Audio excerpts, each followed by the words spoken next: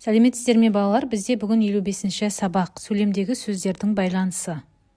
Алдымен балалар біздің каналымызға тіркеліп, лайк және қоңырау басуды ұмытпаңыздар. Бүгінгі сабақта сөйлемдегі сөздердің байланысын табатын боламыз. 18-ші жаттығу: әңгімені мәнерлеп оқы. Бейбіт бақша ішінің балшығын бейберекет шашып, қопарып ойнап жүреді.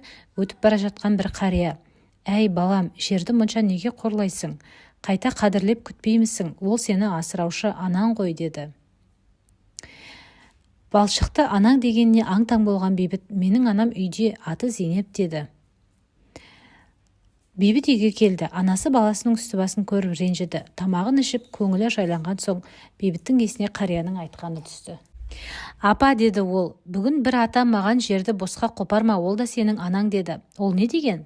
Сен не дедің, деп сұрады Зейнеп. Менің анам үйде, дедім. Баламай, неге осынша кір балшық болып келгеніңді енді білдім.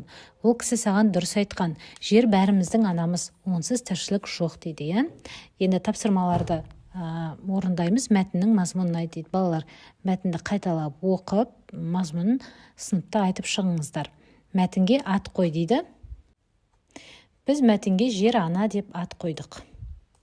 Келесі тапсырма: неліктен жер біздің анамыз деп ойлайсың? Балалар, ол туралы жазып көрейік. Жер біздің анамыз, себебі біз жерде өмір сүреміз. Біз қоректенетін өнімдер жерден өсіп шығады. Демек, ол бізді анамыздай жер бесікте тербетіп, пана болып қоректендіреді. Жер барлық тіршілік атаулының анасы, дейміз. Келесі: қарамен жазылған сөйлемдегі сөздердің байланысын тауып көр, дейді. Біздерде қарамен жазылған сөйлемдегі сөздер: Бейбіт үйге келді, Бұл жерде байланысын былай табамыз, яғни Бейбіт келді деген сөздер байланысады, және үйге келді деген сөздер байланысады. Келесі: анасы баласының үсті-басын көріп ренжіді. Анасы ренжіді деген сөздер байланысады. Көріп ренжіді деген сөздер байланысады. Келесі: үсті-басын көріп деген сөздер байланысады, және баласының үсті-басын деген сөздер байланысады. Енді балалар, мәліметтерді оқимыз. Сөйлемдегі сөздер бір-бірімен байланыста болады. Олардың байланысын сұрақ қойып білеміз. Мысалы, жаңбыр жауды, жаңбыр қайтты, не жауды, 19-ші жаттығу: мақалды көшіріп жаз, дейді. Диқан жерін мақтайды, балықшы көлін мақтайды. Енді төмендегі үлгіні пайдаланып, сөйлемдегі сөздердің байланысын тап, дейді. Міне, бізге бірінші жолды былай байланысын көрсеткен екен. Яғни, диқан не істейді? Диқан мақтайды, яғни диқан мақтайды деген сөздер байланысып тұр.